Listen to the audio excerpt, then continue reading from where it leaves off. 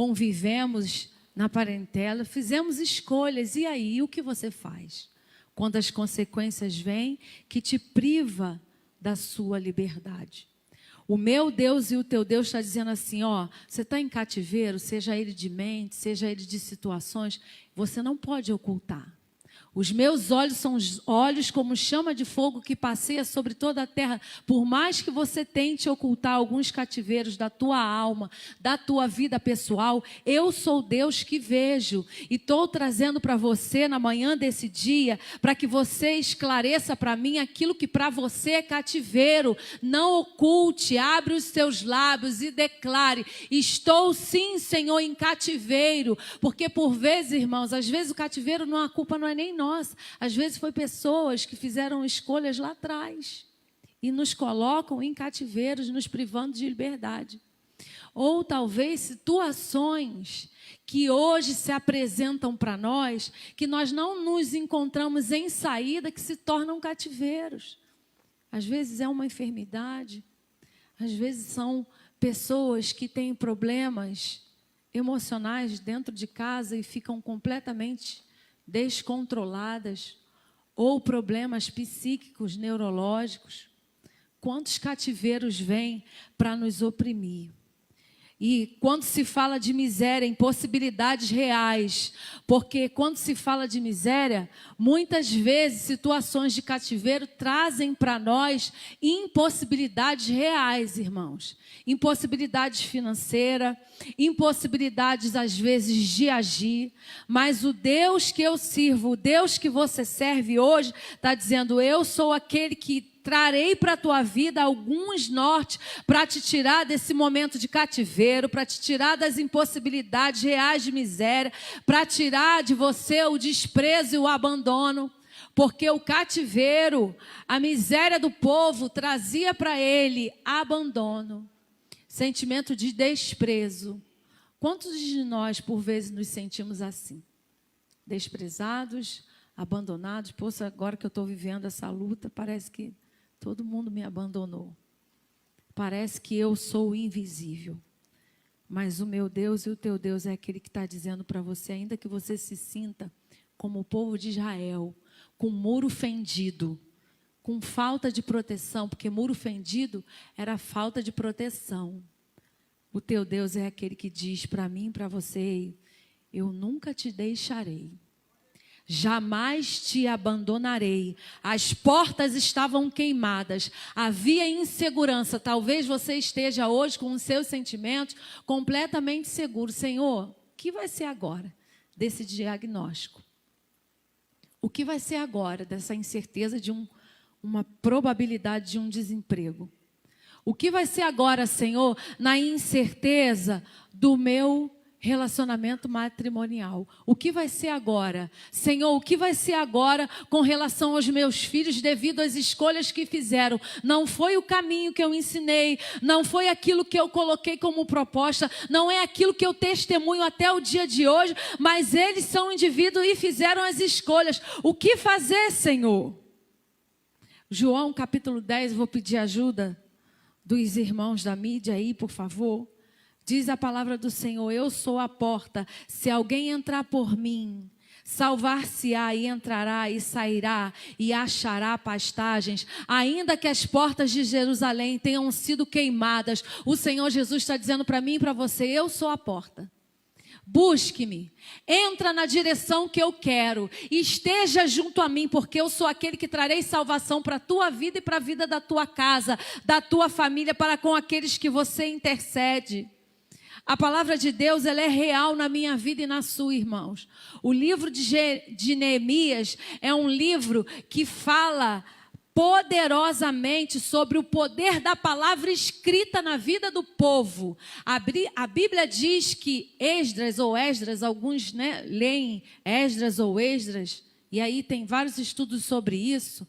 A Bíblia diz que A palavra era lida diante do povo. O livro de Neemias e o livro de Esdras, eles eram juntos, unidos antigamente, depois que houve a divisão desse livro. Então, a palavra de Deus, ela é poderosa na minha vida e na sua vida para fazer aquilo que apraz. Então, creia naquilo que você lê, creia naquilo que você escuta, porque o Senhor é aquele que faz o impossível na minha vida e na sua.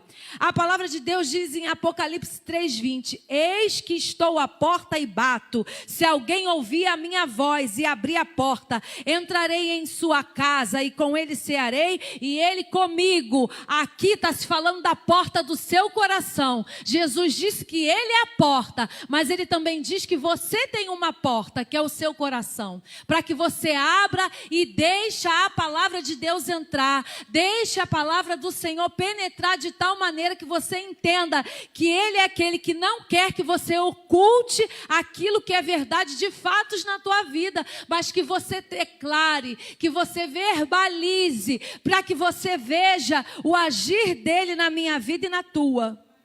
Neemias, o significado dele é Yahvé tem confortado. Deus é aquele que quer confortar a minha vida e a sua vida em tempo de cativeiro, em tempo de miséria, em tempo de desconfortos, em tempos de ruínas. Ele é Deus, irmãos. O que fazer quando o dia mau chegar?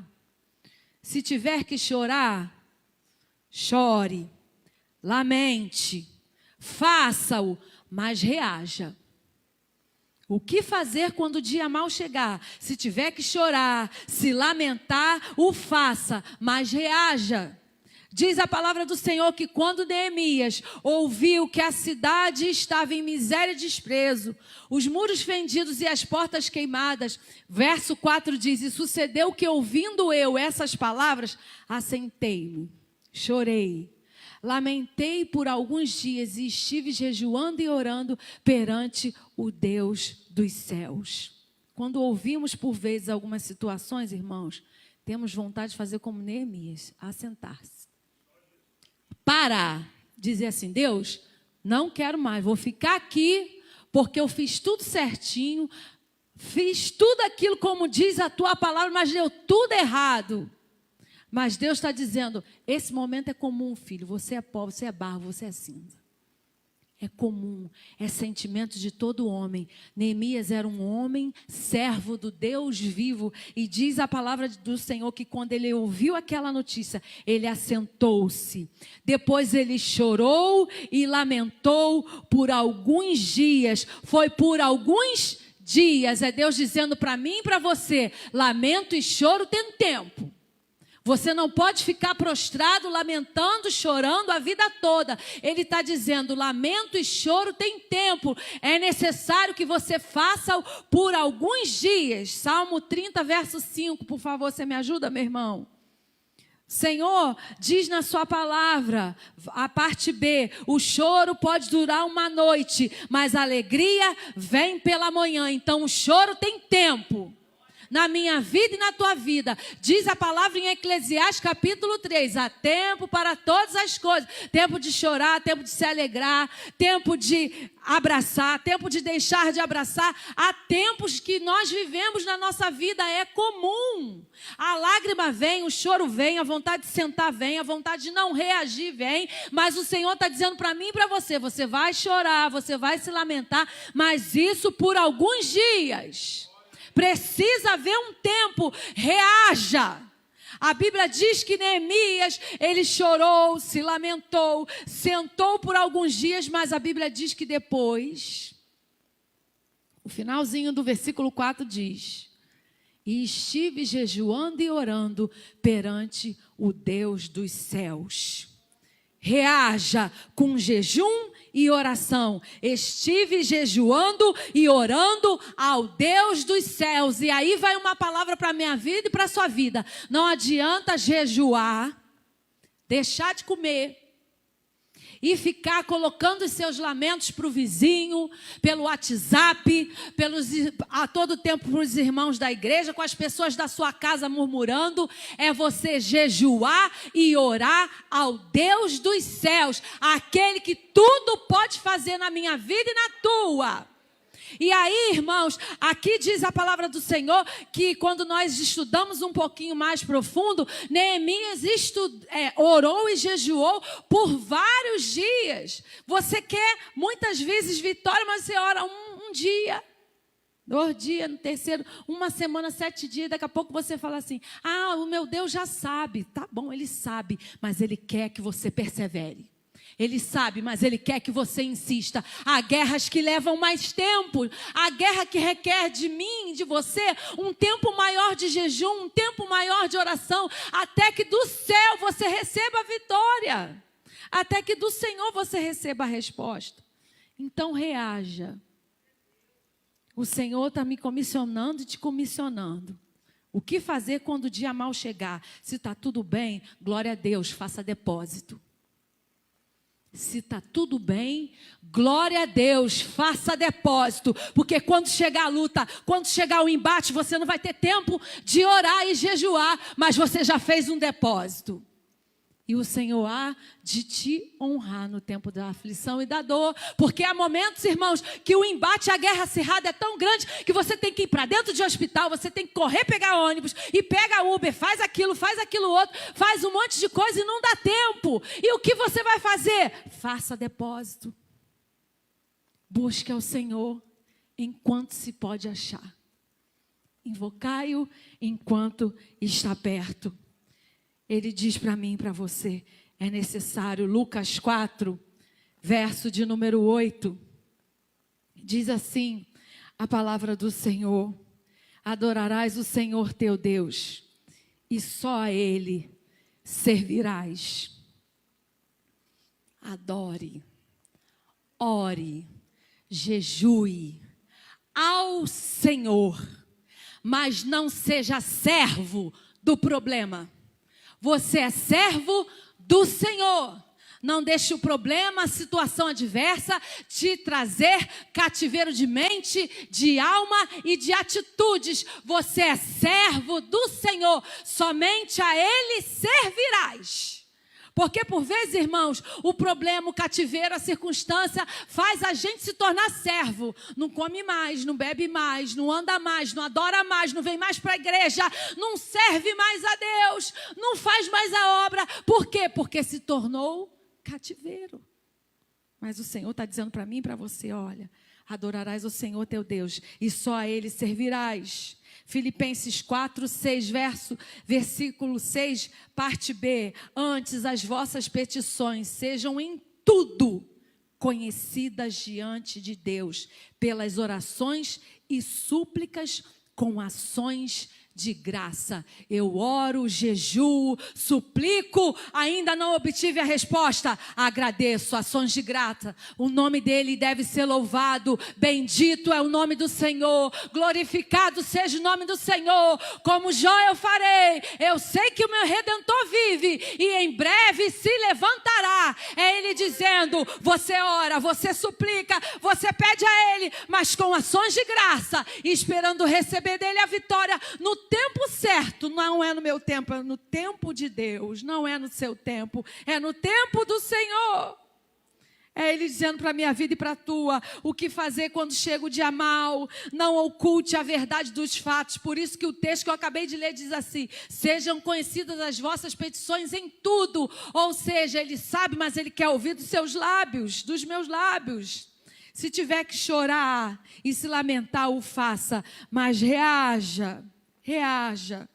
Terceira coisa, confie, haverá conserto em Israel. Confie, haverá conserto em Israel.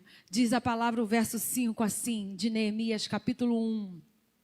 E disse, Senhor, Deus dos céus, Deus grande e terrível, que guardas o conserto e a benignidade para com aqueles que te amam e guardam os teus mandamentos. E estejam, pois, atentos os teus ouvidos e os teus olhos abertos para ouvires a oração do teu servo que hoje o faço perante ti, de dia e de noite, pelos filhos de Israel, teus servos, e faço confissão pelos pecados dos filhos de Israel, que pecamos contra ti, também eu e a casa de meu pai. Pai, pecamos, confie, haverá conserto em Israel. Você demonstra amor e obediência ao Deus que você serve, como Neemias fez? Aguarde, haverá conserto na tua casa. Você obedece, demonstra amor para com o Deus que você serve. Aguarde, haverá conserto no teu trabalho. Você crê e obedece a palavra do seu Deus com toda a sua alma, com todo o seu coração e com todo o seu entendimento. Aguarde, haverá conserto no seu chamado e no seu ministério. Eu não sei qual é a área, mas o Senhor está dizendo, confie, haverá conserto em Israel. Neemias confiou e orou e declarou a palavra. Ore a palavra. Você demonstra amor em obediência, espere, pois haverá conserto. Sua estratégia é orar a palavra. Aqui Neemias declarou, verbalizou, dizendo, Senhor Deus dos céus, Tu és grande e terrível. Sabemos, é como se nós conjecturamos na profundidade da revelação da palavra através do Espírito Santo. Tu és Deus grande e terrível. Tu visitou Israel por conta da maldade dele. Mas sei também, Senhor, que Tu guardas o conserto e a benignidade daqueles que Te amam e guardam os Teus mandamentos. Tem servo obediente. Tem servo guardando teus mandamentos. E eu sou um desses servos, Senhor. E estou verbalizando a tua palavra, reivindicando aquilo que de fato a tua palavra diz, porque o Senhor vela por ela para a cumprir. E se o Senhor vela, o Senhor declara que tu és benigno, por isso eu intercedo. Por isso eu peço e por isso eu confio que no tempo certo o Senhor há de fazer. A tua palavra, então ore, irmãos. Se viu em situação de guerra, ore a palavra. Peça, Espírito Santo, me faz lembrar a tua palavra, porque o Senhor vela por ela. Isaías 59, verso 1 e verso 2 diz que as nossas transgressões, pode colocar, meu irmão, por favor? É ela que nos separa do nosso Deus. Mas a mão do Senhor não está encolhida. Eis que a mão do Senhor não está encolhida para que não possa salvar, nem agravado o seu ouvido para não poder ouvir. Mas as vossas iniquidades fazem separação entre vós e o vosso Deus, e os vossos pecados encobre o seu rosto para que não vos ouça. Olha, interessante, irmãos, os pecados encobrem o rosto para que não ouça. É Deus falando do rosto e do ouvido. É Ele dizendo assim, o pecado faz com que o Senhor não olhe, mas que se você se humilhar, diz a palavra do Senhor, se você confessar, 1 João 1,9 diz, se confessarmos os nossos pecados, Ele é fiel e justo para nos perdoar os pecados e nos purificar de toda a injustiça. Foi o que Neemias fez. Neemias reconheceu, Neemias se humilhou e confessou para com ele, para com o povo, Senhor, estamos em miséria, perdoa-nos, eu pequei, minha casa pecou, o teu povo pecou, mas eu sei que tu podes fazer coisas grandes. Era Neemias dizendo assim, Senhor, eu oro a palavra, está tudo fora de ordem, tem porta queimada, o povo está em miséria, tem desprezo, tem abandono, tem muro fendido, mas Senhor, eu espero em ti e oro sobre a tua palavra, porque tu vela por ela. Confesse por você, confesse pela tua casa, confesse por aqueles que Deus colocou para que você interceda. Deus colocou Neemias no caminho daquele povo para que houvesse uma mudança de mente, uma mudança de atitude, uma mudança de rota. Se Deus colocou você no caminho de pessoas, não é para que você seja só mais um vaso como esse aqui parado. Não, é um vaso de Deus em movimento para fazer coisas grandes em nome de Deus Pai, Deus Filho e Deus Espírito Santo. Porque Neemias, irmãos, estava ali nesse primeiro momento, antes de fazer tudo, intercedendo, clamando, pedindo a Deus a misericórdia, pedindo para que o Senhor visitasse o povo, para que o Senhor perdoasse o povo, para que o Senhor trouxesse para o povo uma mudança de mente e de coração. Quando ele declara do verso 7, de todos nos corrompemos contra ti e não guardamos os teus mandamentos, Neemias não ocultou a corrupção do povo. Declare para Deus as suas fraquezas. Declare para Ele: Senhor, não consigo perdoar, me ajuda. Senhor, eu consigo a todo tempo sentir muita raiva, mas amor eu não consigo. Verbalize, fala para Ele, porque Ele é teu ajudador. Ele te ajuda. Quando você confessa, Ele te ajuda. Você alcança misericórdia. Quando confessamos e deixamos, diz a palavra, alcançamos misericórdia.